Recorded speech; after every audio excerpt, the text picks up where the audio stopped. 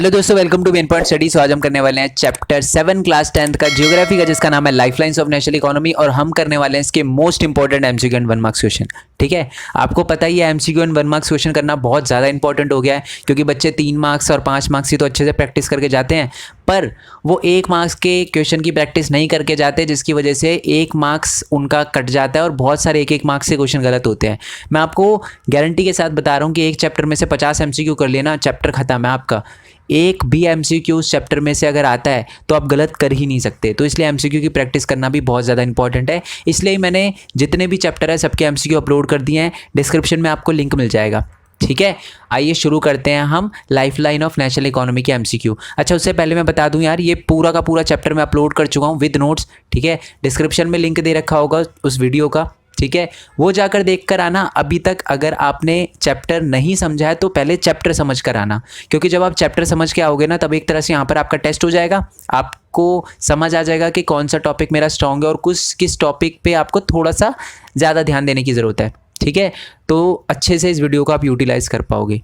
Okay, तो पहले description में लिंक दे रखा है, वो वीडियो जाकर देख कर आना। ऑल दो अगर आपका 1-2 दिन बाद एग्ज़ाम है, ठीक है, टाइम नहीं है आपके पास, चैप्टर मतलब थोड़ा सा लेट हो गए हो आप, तो कोई दिक्कत नहीं है, तो आप ये वीडियो देखना। 101% मैं आपको श्योरिटी के साथ बता रहा हूँ, कोई भी एमसीक्यू अगर आता है तो ऐसा हो ही नहीं सकता कि आप छोड़ कर आओ। ओके, चलो स्टार्ट करते हैं। फर्स्ट क्वेश्चन है आपका, विच of the following national highway is called Sher Shah Suri मार्ग। शेर शाह सूरी मार्ग जो है उसको कौन से नेशनल हाईवे नंबर से जाना जाता है? National highway number 1, number 2, number 3 या नंबर 4? तो मैं आपको बता दूं, शेर शाह सूरी मार्ग को नेशनल हाईवे नंबर 1 भी बोला जाता है। ठीक है, ओके जी। नेक्स्ट क्वेश्चन की बात करते हैं। क्वेश्चन नंबर 2 आपका, the movement of goods and services from their supply location to dash location necessitates the need for transportation. यानी जो गुड्स एंड सर्विसेज है वो सप्लाई लोकेशन से डैश लोकेशन पर जाती है, तो उस डैश लोकेशन का नाम बताना है। Factory location, house location, demand location है, ग्लोबल लोकेशन। तो मैं आपको बता दूं, इसका आंसर है ग्लोबल लोकेशन। कोई भी goods and services supply location यानी जहाँ पर चीज़ें बनती है, टू डिमांड लोकेशन यानी जहाँ पर उसकी ज़रूरत है, वहाँ पर ट्रैवल होती है, वहाँ पर उसका ट्रांसपोर्ट होता है। ठीक है, नेक्स्ट क्वेश्चन, क्वेश्चन नंबर 3 की बात करते हैं कि dash are the person who make the product come to the consumer by the transportation. यानी एक ऐसा पर्सन जो गुड्स एंड सर्विसेज को प्रोड्यूसर से कंज्यूमर तक पहुंचाता है, उसको क्या कहते हैं? उसको कहते हैं हम ट्रेडर्स। ठीक है, जो ट्रांसपोर्टेशन की मदद से गुड्स एंड सर्विस को प्रोड्यूसर से कंज्यूमर तक पहुंचाता है। क्वेश्चन नंबर 4 की बात करते हैं हम, efficient mean of dash are the prerequisite for the fast development. यानी अगर हमें फास्ट डेवलपमेंट करना है तो एक चीज़ एफिशिएंट होनी चाहिए, क्या?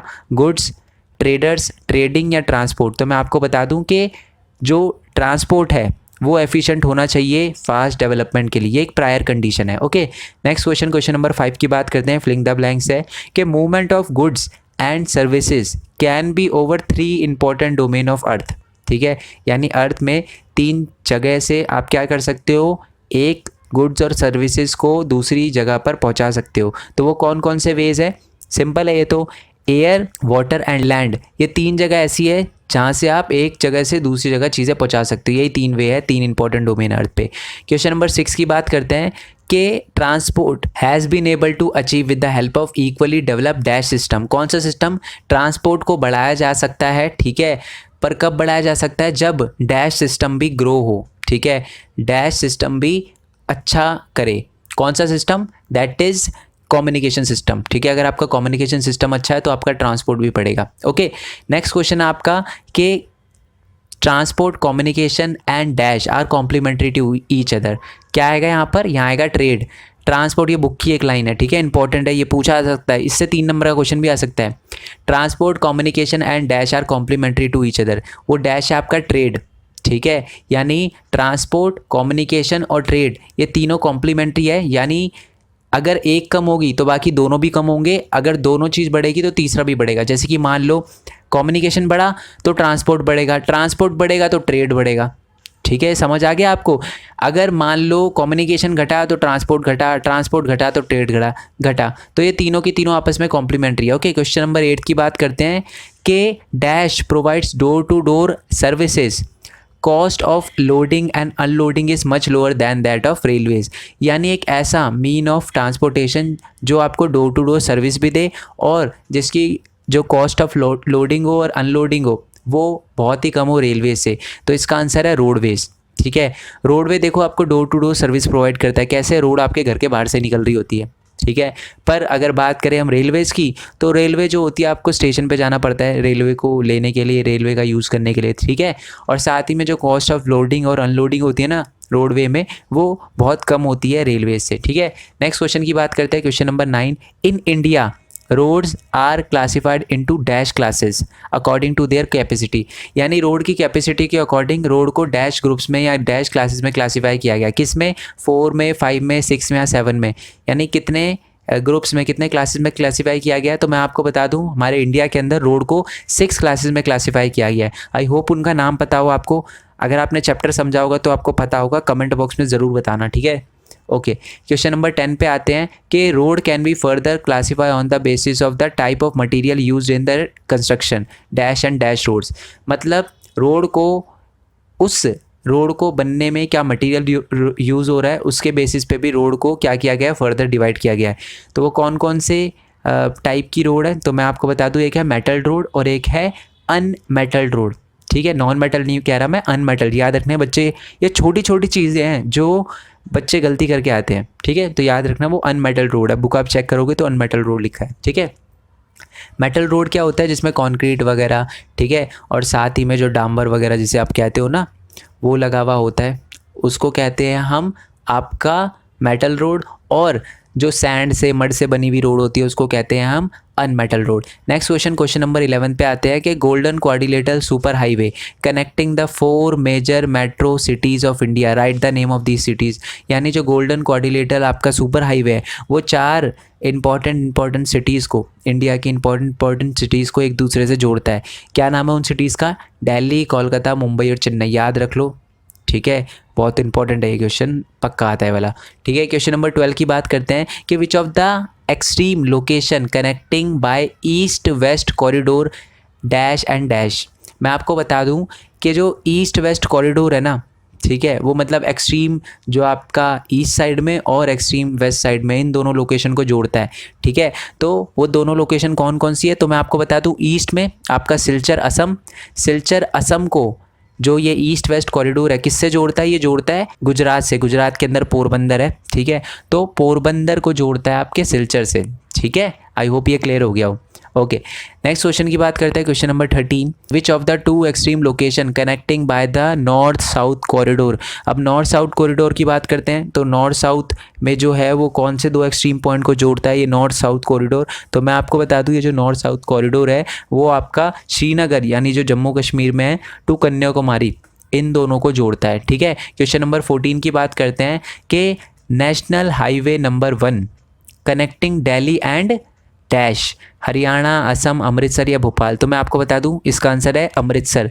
याद है आपको national highway number 1? First question यही किया था, नेशनल हाईवे नंबर 1 को क्या कहते हैं, ये आप मेरे को कमेंट बॉक्स में बताना, ठीक है। ये लिखना कि आंसर नंबर 14, ठीक है, अमृतसर, ब्रैकेट में जो भी उस जगह का यानी जो नेशनल हाईवे का नाम है वो बताना आप मेरे को, ठीक है, याद होना चाहिए दोस्त आपको। नेक्स्ट क्वेश्चन करते हैं, question number 15। State highway are constructed and maintained by the dash in the state and union territory, मतलब जो स्टेट हाईवेज होते हैं ना उनको कंस्ट्रक्ट करने का, उनकी देखरेख का जो काम होता है वो किनका होता है? वो होता है स्टेट पब्लिक वर्क डिपार्टमेंट का, ठीक है, याद रखना। इसको आप PWD भी बोलते हो, ठीक है। ओके, नेक्स्ट क्वेश्चन आपका फुल फॉर्म ऑफ NHIA, ठीक है। फुल फॉर्म ऑफ NHIA क्या है? National highway authority of India. मैं आपको बता भी देता हूँ ये क्या है। आपके जो वो वाले हाईवे थे ना सुपर हाईवेज, ठीक है, गोल्डन क्वाड्रिलेटरल सुपर हाईवे, उनको मेंटेन करने का, उनको कंस्ट्रक्ट करने का, उनकी मेंटेनेंस वगैरह का जो काम होता है वो NHIA यानी national authority, national highway authority of India का होता है, ठीक है। नेक्स्ट क्वेश्चन, क्वेश्चन नंबर 17 की बात करते हैं।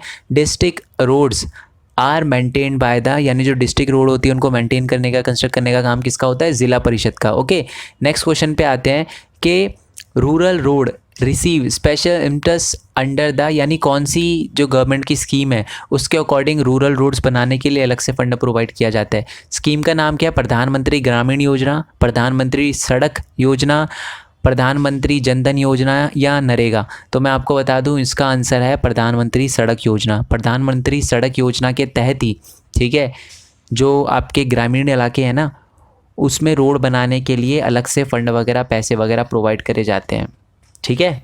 और आप प्रधानमंत्री सड़क योजना को प्रधानमंत्री ग्रामीण सड़क योजना भी बोल सकते हो, ठीक है।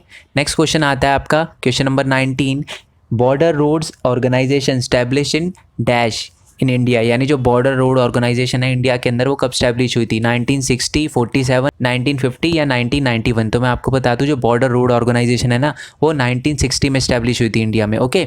नेक्स्ट क्वेश्चन आता है आपका question number 20, Indian railway are now organise into dash zones, यानी इंडियन रेलवेज के अंदर जो है कितने जोन है, ठीक है। पहले 16 थे बट अब 17 हो गए हैं, तो इसका आंसर है सी 17, ठीक है। नेक्स्ट क्वेश्चन आपका question number 21, dash are the principal mode of transportation for freight and passenger in India, यानी गुड्स एंड सर्विसेज के ट्रांसपोर्टेशन के लिए, लोगों के ट्रांसपोर्टेशन के लिए जो सबसे प्रिंसिपल मोड ऑफ ट्रांसपोर्टेशन है वो क्या है, इसका आंसर है रेलवेज, ठीक है। प्रिंसिपल मोड ऑफ ट्रांसपोर्टेशन है ये, ठीक है, पैसेंजर के लिए और फ्रेट वगैरह के लिए, मतलब गुड्स और सर्विसेज के लिए, उनके ट्रांसपोर्टेशन के लिए। क्वेश्चन नंबर 22 की बात करते हैं, dash is the largest public sector in India, यानी इंडिया का लार्जेस्ट पब्लिक सेक्टर क्या है, वो है अपना रेलवेज, याद रखना। और मैं आपको बता दूं सबसे ज़्यादा लोग भी जो हैं इंडिया के अंदर पब्लिक सेक्टर में वो रेलवे ही है और रेलवे में ही काम करता है, लार्जेस्ट पब्लिक सेक्टर एम्प्लॉयर है, ठीक है, इंडिया के अंदर, ओके। नेक्स्ट क्वेश्चन आपका question number 23, first train in India start in the year of, यानी जो फर्स्ट ट्रेन थी इंडिया के अंदर वो कौन से साल में चली, 1852, 1853, 1584 या 1954। तो मैं बता दूं इसका आंसर है बी 1853। और मैं बता दूं ये जो चली थी ये चली थी आपकी मुंबई से थाने तक, ठीक है, 34 किलोमीटर का एरिया कवर किया था बस इसने, ओके। नेक्स्ट क्वेश्चन की बात करते हैं कि आपका फुल फॉर्म ऑफ CPW क्या है। Full form of CPW is central public works department, ठीक है। आप मेरे को बताने हैं जो CPW है ये भी रोड की मेंटेनेंस वगैरह देखता है, किस टाइप की रोड की मेंटेनेंस देखता है ये आप मेरे को कमेंट बॉक्स में बताना, ओके। नेक्स्ट क्वेश्चन है कि question number 25, dash is the largest employer in India, मैंने थोड़ी देर पहले ही आपको बताया था, इसका आंसर है रेलवे, सबसे बड़ा एम्प्लॉयर है इंडिया के अंदर, 14 लाख से ज़्यादा लोग सिर्फ और सिर्फ आपके रेलवेज़ के अंदर ही वर्क करते हैं, ठीक है। नेक्स्ट क्वेश्चन है आपका कि 26, pipeline is the dash means of transportation, old, traditional, new या बेस्ट, तो इसका आंसर है न्यू, जो पाइपलाइंस है वो एक न्यू मीन्स ऑफ ट्रांसपोर्टेशन है, ठीक है। नेक्स्ट क्वेश्चन आपका question number 27, solid can also be transported through a pipeline when converted into slurry. Slurry का मतलब होता है सेमी लिक्विड, यानी थोड़ा जैसे आपका मतलब स्लरी समझ गए ना आप, मतलब बिल्कुल लिक्विड ना हो, ठीक है, और बिल्कुल सॉलिड भी ना हो, ठीक है, जैसे मड होता है ना स्लरी वैसे। तो जो सॉलिड है उसको भी ट्रांसपोर्ट किया जा सकता है इसको अगर आप स्लरी में कन्वर्ट कर दो, ठीक है, ये याद रखना, ये भी इंपॉर्टेंट क्वेश्चन है। वैसे तो सारे इंपॉर्टेंट है इसलिए मैंने इस MCQ की वीडियो के अंदर सारे इंपॉर्टेंट ही डाले हुए हैं, बहुत सारे इसमें ये भी क्वेश्चन है जो लास्ट ईयर के एग्जाम में आ रखे हैं, ठीक है, ओके जी। नेक्स्ट क्वेश्चन आपका question number 28, initial cost of pipelines, मतलब पाइपलाइन को लगाने में, लाइन वगैरह करने में, मतलब स्टैब्लिश वगैरह करने में और लगाने में जो इनिशियल कॉस्ट आती है वो क्या है, लो है, रीजनेबल है, हाई है, अफोर्डेबल है, तो इसका आंसर है हाई, ठीक है। जो इनिशियल कॉस्ट है ना पाइपलाइन की मतलब लगाने में वो बहुत ज़्यादा हाई है, ठीक है। नेक्स्ट क्वेश्चन की बात करते हैं question number 29, air transport nationalise in the year of dash in India, यानी जो एयर ट्रांसपोर्ट है, ठीक है, वो इंडिया के अंदर कब नेशनलाइज हुआ था, वो हुआ था अपना 1953 के अंदर नेशनलाइज हुआ था, ठीक है। अब जो अब तो प्राइवेटाइज है, आपको पता ही है, इंडिगो वगैरह और भी बहुत अलग अलग एयरलाइन चलती है, ठीक है, पर 1953 के अंदर ये नेशनलाइज हुआ था, फिर धीरे धीरे प्राइवेटाइज हो गया था, ठीक है, तो इसका आंसर है 1953। नेक्स्ट क्वेश्चन है आपका question number 30, the major objective of super highway is to reduce the dash between the mega cities of India, यानी जो मेजर ऑब्जेक्टिव है ना सुपर हाईवे क्यों बनाया गया है, ताकि कम हो मेगा सिटीज़ के बीच में, क्या कम हो, ट्रैवलिंग एक्सपेंस कम हो, टाइम एंड एक्सपेंस कम हो, टाइम एंड डिस्टेंस कम हो, या डिस्टेंस एंड एक्सपेंस, तो इसका आंसर है सी, टाइम एंड डिस्टेंस कम हो, ठीक है, इसलिए बनाया गया। पैसों का कोई लेना देना नहीं है सुपर हाईवे, बल्कि ज़्यादा देना पड़ता है टोल वगैरह में थोड़ा, ठीक है, तो याद रखना इसका आंसर है आपका C, time and distance, okay. Question number 30 की बात करते हैं, national highway are maintain by, यानी जो नेशनल हाईवे होते हैं उसको कौन मेंटेन करता है, तो इसका आंसर है आपका CPWD, ठीक है, सेंट्रल पब्लिक वर्क्स डिपार्टमेंट, यही आपका नेशनल हाईवे को मेंटेन करता है, कंस्ट्रक्ट वगैरह करने का काम करता है, ओके।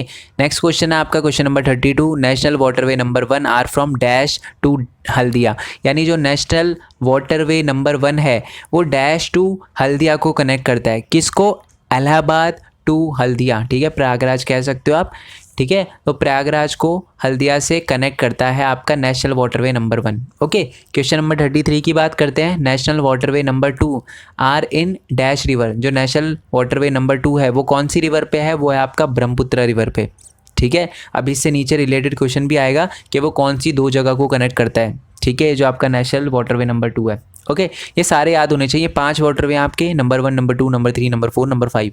नेशनल वाटरवे की बात कर रहा हूँ, इंपॉर्टेंट है, ये याद करना है आपको, ठीक है। मैप की अलग से वीडियो बनाऊंगा, डोंट वरी, बना दी होगी, डिस्क्रिप्शन में लिंक होगा, ठीक है। नेक्स्ट क्वेश्चन आपका question number 34। In India there are dash major ports. कितने मेजर पोर्ट्स हैं? 12 मेजर पोर्ट्स हैं इंडिया के अंदर, बाकी छोटे छोटे हैं, ठीक है, और कुछ नॉन नोटिफाइड भी हैं, पर जो बड़े पोर्ट्स हैं, मेजर पोर्ट्स हैं, वो आपके 12 हैं। ओके, क्वेश्चन नंबर 35 की बात करते हैं। Kandla port is situated in dash state of India. Kandla जो पोर्ट है वो कौन सी स्टेट के अंदर है? दिल्ली, पंजाब, हरियाणा या गुजरात? तो इसका आंसर है गुजरात, ठीक है। देखो पोर्ट है, पोर्ट जो होगा वो आपका कोस्टल लाइन पे ही होगा। अब दिल्ली तो कोस्टल लाइन पे नहीं है, ना पंजाब ना हरियाणा, तो इसका आंसर गुजरात है। कभी कभी ज़रूरी नहीं होता कि आपको पता हो ही आंसर, लॉजिक लगाया करो बस, ठीक है। ओके जी, नेक्स्ट क्वेश्चन है question number 36। Which one of the following port is developed to decongest the Mumbai port. ठीक है, मैं आपको बता दूं मुंबई पोर्ट जो है वो बहुत ही ज़्यादा कंजस्टेड रहता था, बहुत सारी जो कार्गोज़ वगैरह शिप वगैरह वहाँ पर आती थी, ठीक है। तो इसीलिए, क्योंकि जो मुंबई पोर्ट है बहुत ज़्यादा बिजी रहता था, इसीलिए मुंबई पोर्ट के पास में ही महाराष्ट्र के अंदर ही एक दूसरा पोर्ट भी बनाया गया, ठीक है, एक आर्टिफिशियल पोर्ट बनाया गया। उसका क्या नाम है? Haldia port, Kandla port, Punjab port या जवाहरलाल नेहरू पोर्ट? तो इसका आंसर है डी, जवाहरलाल नेहरू पोर्ट, ठीक है, बिल्कुल मुंबई पोर्ट के पास ही। और मैं आपको बता दूं इंडिया का ये लार्जेस्ट आर्टिफिशियल पोर्ट है, ठीक है। और अगर आपको ओल्डेस्ट आर्टिफिशियल पोर्ट आए ना तो वो चेन्नई है, याद रखना। देखो दोनों चीज़ अलग अलग है। अगर आपसे पूछा जाए ये बताओ कि जो लार्जेस्ट आर्टिफिशियल पोर्ट है वो कौन सा है, तो वो आपका जवाहरलाल नेहरू पोर्ट। और अगर आपका ओल्डेस्ट आर्टिफिशियल पोर्ट है तो वह चेन्नई। और अगर लार्जेस्ट पोर्ट आए, आर्टिफिशियल नहीं, सिंपल लिखा हो लार्जेस्ट पोर्ट ऑफ इंडिया, तो वो आपका मुंबई पोर्ट है। और इसी से रिलेटेड आपका क्वेश्चन नंबर 37 भी था, ठीक है, लार्जेस्ट पोर्ट इन इंडिया, तो ये आपका मुंबई पोर्ट, इसका आंसर होगा सी। क्वेश्चन नंबर 38 की बात करते हैं। Dash port is account for the 50% of India's iron ore export. यानी उस पोर्ट का नाम बताओ जिसमें से है ना इंडिया के ऑलमोस्ट 50% से ज़्यादा जो आयरन ओर है उनको एक्सपोर्ट किया जाता है। तो इसका आंसर है डी, मारमागांव पोर्ट, ठीक है। वहाँ से आपके ज़्यादातर जो ओर्स हैं, आयरन ओर्स हैं, 50% से ज़्यादा उनको एक्सपोर्ट करा जाता है, ठीक है, डिफरेंट कंट्री में। नेक्स्ट है आपका 39 question number. New Mangalore port export iron ores concentrated from dash mines. मतलब ऐसी कौन सी माइंस है, ठीक है, जहाँ से न्यू मैंगलोर पोर्ट्स पे आयरन ओर आता है फिर उसको एक्सपोर्ट करा जाता है। उस माइन का नाम बताओ। Gujarat mines, Karnataka mines, Tamil Nadu mines या कुद्रेमुख्स माइंस? तो मैं आपको बता दूं इसका आंसर है कुद्रेमुख्स माइंस। एक्चुअल में जो न्यू मैंगलोर पोर्ट है वो भी आपका कर्नाटका में पड़ता है, ठीक है, कुद्रेमुख्स माइंस भी ये भी कर्नाटक में है। तो कर्नाटका के अंदर ही क्या होता है, कुद्रेमुख माइंस से क्या होता है, पहले ट्रांसपोर्ट किया जाता है रोडवेज या किसी भी वेज से न्यू मैंगलोर पोर्ट पर क्या आयरन और फिर उसको दूसरी कंट्री में भेजा जाता है। नेक्स्ट क्वेश्चन आपका question number 40। Dash port is the deepest landlock and well develop port. तो जब भी आपको लैंडलॉक आए ना कुछ मत सोचना, आपका विशाखापट्टनम का जो पोर्ट है ना वो लैंडलॉक पोर्ट है। मैंने आपको जब चैप्टर समझाया था ना बिल्कुल गूगल जो आपका मैप है उससे बिल्कुल एक्चुअल पिक्चर दिखाई थी कि ऐसे लैंडलॉक है, ठीक है। तो इसका आंसर है बी, विशाखापट्टनम। नेक्स्ट क्वेश्चन की बात करते हैं, question number 41। Dash port is develop to relieve growing pressure on Kolkata port. यानी कोलकाता पोर्ट में भी बहुत ज़्यादा प्रेशर बढ़ गया था, ठीक है, तो उसको कम करने के लिए उसी के पास एक और पोर्ट डेवलप किया गया, तो उसका नाम क्या है? Kolkata port, Haldia port, Chennai port या पैराद्वीप पोर्ट? तो सिंपल सीधी बात है, कोलकाता के पास आपको ढूंढना है, ठीक है। पैराद्वीप ये तो आपका उड़ीसा में पड़ता है, चेन्नई पोर्ट ये तो चेन्नई में है, कोलकाता पोर्ट तो हो ही नहीं सकता क्योंकि कोलकाता पोर्ट ही लिखा है, दोनों नाम सेम तो होंगे नहीं, तो इसका आंसर है हल्दिया पोर्ट, ठीक है, याद रखना ये बे ऑफ बंगाल के बहुत पास है। और इसी से रिलेटेड देखो आपका क्वेश्चन नंबर 42 भी आ गया कि जो पैराद्वीप पोर्ट है, ठीक है, वो कौन सी स्टेट में सिचुएटेड है इंडिया के अंदर, दिल्ली, पंजाब, असम या उड़ीसा। सिंपल सीधी बात है, ये सारे के सारे जो हैं कोस्ट के तो है नहीं, उड़ीसा कोस्ट का है, तो इसका आंसर है उड़ीसा। अभी ऊपर वाले में भी बताया था उड़ीसा। ठीक है, क्वेश्चन नंबर 43 की बात करते हैं कि dash is the fastest most comfortable and prestigious mode of transportation. तो जब भी फास्टेस्ट आए तो आपको पता ही है कौन सा जो मीन ऑफ ट्रांसपोर्टेशन है वो सबसे ज़्यादा फास्टेस्ट है, तो इसका आंसर है एयरवेज। ठीक है, सबसे ज़्यादा फास्टेस्ट है। बाकी और कुछ पढ़ने की ज़रूरत भी नहीं है, बट कंफर्टेबल भी और प्रेस्टिजियस भी है, ये भी आप याद रखना। बहुत ही कम लोग जो हैं इंडिया के अंदर आज भी एयरवेज का बहुत कम लोग यूज़ करते हैं। ओके, बाकी जो मीन्स ऑफ ट्रांसपोर्टेशन उनका ज़्यादा यूज़ करते हैं। नेक्स्ट क्वेश्चन आपका question number 44, the exchange of goods among people states and countries refer to S, यानी गुड्स एंड सर्विस का जो एक्सचेंज होता है उसको क्या कहते हैं? सिंपल, कम्युनिकेशन, ट्रेड, मार्केट या सर्विस सेक्टर। तो इसका आंसर है ट्रेड। ट्रेड कहते हैं ना गुड्स एंड सर्विस, ये तो आपको नॉर्मली भी पता है। नेक्स्ट क्वेश्चन आपका क्वेश्चन नंबर 45 के dash is the place where exchange of goods and services take place. तो जो एक्सचेंज है गुड्स एंड सर्विसेज का वो कहाँ पर होता है?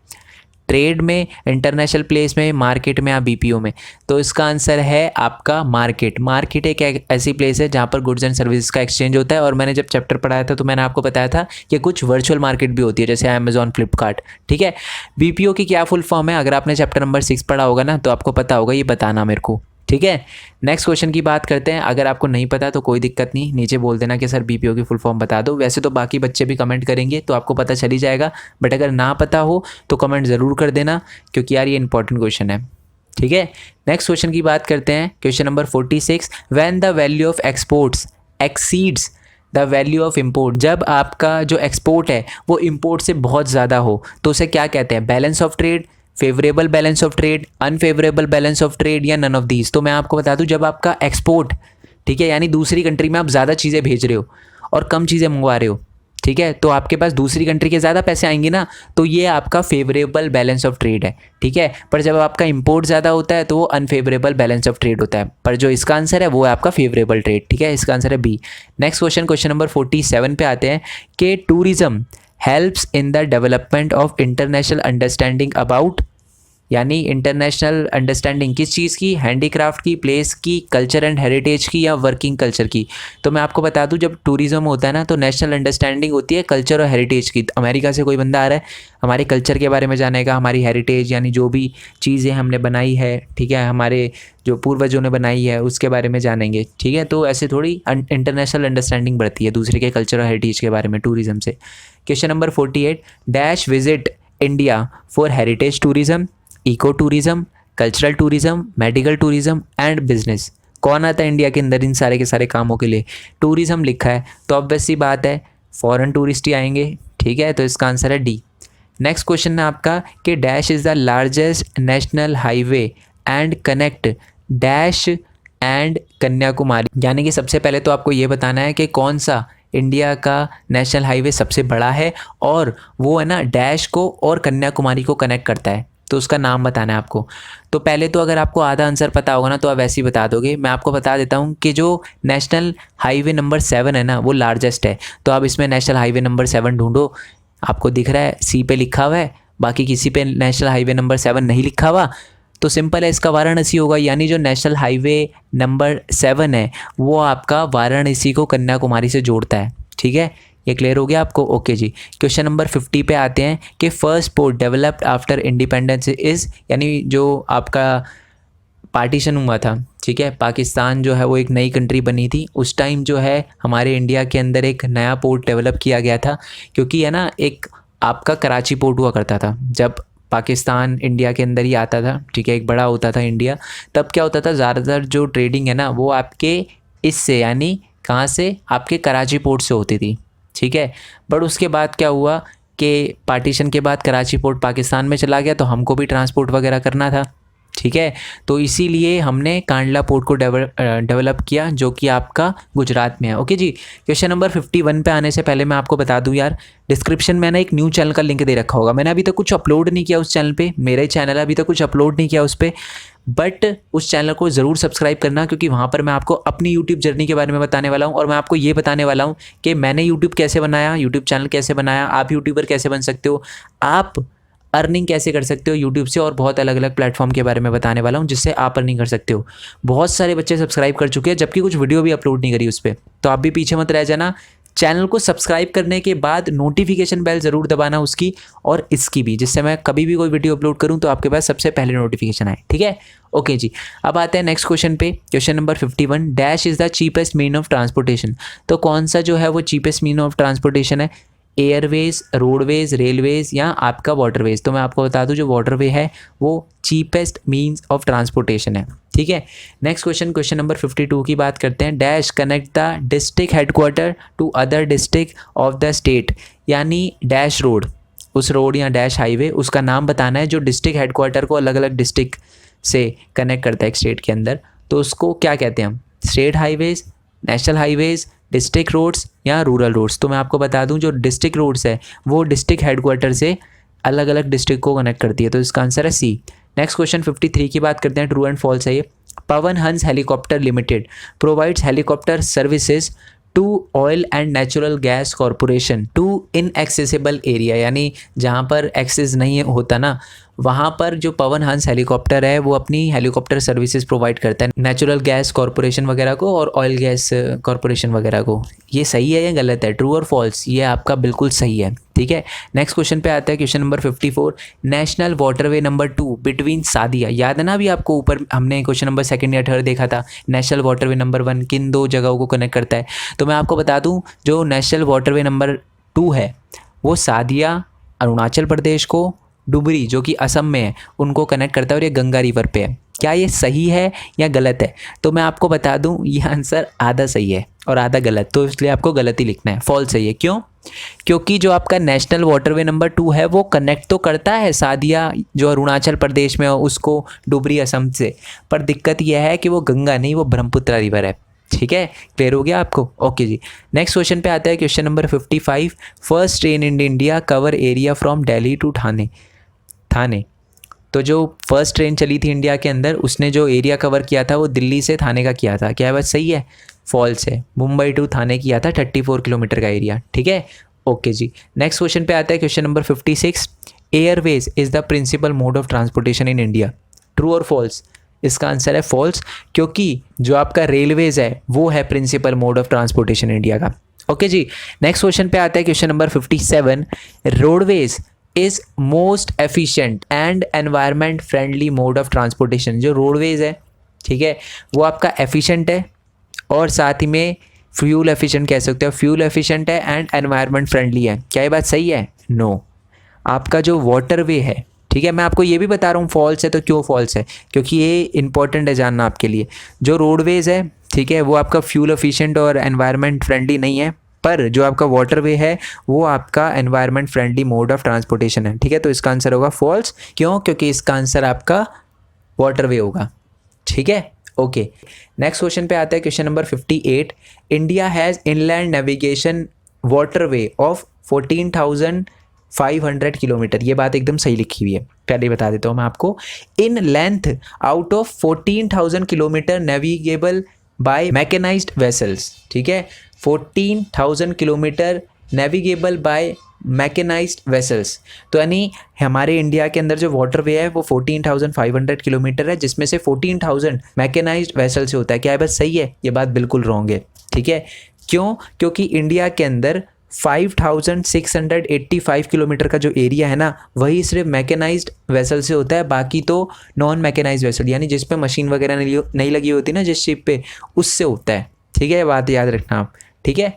नेक्स्ट क्वेश्चन आपका question number 59, pull the chain unnecessarily is the challenge faced by railway. क्या ये बात सही है? मतलब ये जो अननेसेसरी चेन को खींच दिया जाता है, ठीक है, छोले भटूरे रह जाते हैं किसी के ट्रेन में तो छोले भटूरे वाला भागते हुए आता है, ठीक है, तो ऐसा होता है ना, तो वो चैन खींच देता है कि नहीं भाई पहले छोले भटूरे लेंगे, तो इससे क्या होता है, रेल को डैमेज होता है। ये चैलेंज जो है वो रेलवे फेस कर रहा है, ट्रू और फॉल्स? बिल्कुल ट्रू है ये, ठीक है। नेक्स्ट है आपका last question, question number 60, transportation, communication and education are complementary to each other, true और फॉल्स? फॉल्स, क्योंकि transportation, communication and trade are complementary to each other, ठीक है। आई होप ये वीडियो आपको अच्छी लगी हो। वीडियो अच्छी लगी हो तो लाइक करना, चैनल को सब्सक्राइब करना, जितना हो सके इस वीडियो को शेयर करना। अगर किसी क्वेश्चन में कोई दिक्कत है तो कमेंट बॉक्स में मेरे को बताना। जितने भी चैप्टर है ना मैं सारे के सारे अपलोड कर चुका हूँ, ठीक है। उन सब का लिंक आपको नीचे डिस्क्रिप्शन में मिल जाएगा, मतलब प्लेलिस्ट का लिंक आपको मिलेगा। प्लेलिस्ट पे आप क्लिक करोगे ना, जितने भी चैप्टर हैं वो सारे के सारे आपके सामने आ जाएंगे जो मैंने अपलोड करे हैं, ठीक है। अलग अलग हिस्ट्री के अलग प्लेलिस्ट, ठीक है, और साथ ही में ज्योग्राफी की अलग, सबकी अलग अलग प्लेलिस्ट है, सिविक्स की और आपकी इकोनॉमिक्स भी। तो जैसे आप क्लिक करोगे तो आपके सामने सारे के सारे चैप्टर आ जाएंगे, विद नोट्स होंगे, और साथ ही में उसके एमसीक्यू, इंपॉर्टेंट क्वेश्चन, सारी की सारी चीज़ें मैंने अपलोड कर रखी है, ठीक है। और जो आपके एरो नोट्स हैं, ये भी सारी चीज़ें, 1 पेज नोट्स, शॉर्ट नोट्स, ये सारी चीज़ें अपलोड कर रखी है। डिस्क्रिप्शन में लिंक मिल जाएगा, ठीक है, तो वहाँ पर जाकर आप देख सकते हो। ओके जी। सो एक और बात बता दूं यार, अगर आपको पीडीएफ वगैरह चाहिए हो, नोट्स वगैरह चाहिए हो, ठीक है, तो आप टेलीग्राम चैनल पे जा सकते हो। टेलीग्राम बेसिकली एक ऐप है, ठीक है, वहाँ पर आपको डायरेक्ट पीडीएफ मिल जाएगी नोट्स की, ठीक है। मतलब टेलीग्राम डाउनलोड करना प्ले स्टोर से, ठीक है, डाउनलोड करने के बाद वही साइन अप वगैरह करना होता है, फिर सर्च पे लिखना मेन पॉइंट स्टडी 10th, आप 10th के टेलीग्राम चैनल पे आ जाओगे, वहाँ पर आपको सारी पीडीएफ मिल जाएगी। नहीं तो डिस्क्रिप्शन के अंदर एक जीपी लिंक दे रखा होगा, ठीक है, जीपी लिंक से नोट्स डाउनलोड करने का ट्राई करना, अगर ना हो तो कमेंट करना, ठीक है। और साथ ही आप मेरे को इंस्टाग्राम, फेसबुक, ट्विटर वगैरह पे फॉलो कर सकते हो, उसका भी लिंक नीचे डिस्क्रिप्शन में। और साथ में मेरे न्यू चैनल को सब्सक्राइब करना मत भूलना, क्योंकि वहाँ पर मैं आप ही के लिए वीडियो अपलोड करने वाला हूँ, ठीक है। एक तरह से रिटर्न गिफ्ट होगा मेरी तरफ से, ओके, क्योंकि आपने इतना सपोर्ट दिखाया, हमारी जो फैमिली है वो 26,000 से ज़्यादा होने वाली है, ठीक है। तो मेरा भी फ़र्ज़ बनता है कि मैं आपके लिए कुछ करूँ, क्योंकि हर स्टूडेंट की लाइफ में पैसे से रिलेटेड थोड़ी बहुत प्रॉब्लम आती है, तो मैं चाहता हूँ ना आए, ठीक है। तो उसी के लिए मैंने वो चैनल बनाया, तो उसको सब्सक्राइब कर लेना, ठीक है, नोटिफिकेशन बेल वगैरह दबा देना। सो नेक्स्ट वीडियो के लिए स्टे ट्यून, नेक्स्ट चैप्टर के लिए स्टे ट्यून। तब तक के लिए थैंक यू सो मच, तब तक के लिए जय हिंद, जय भारत, वंदे मातरम।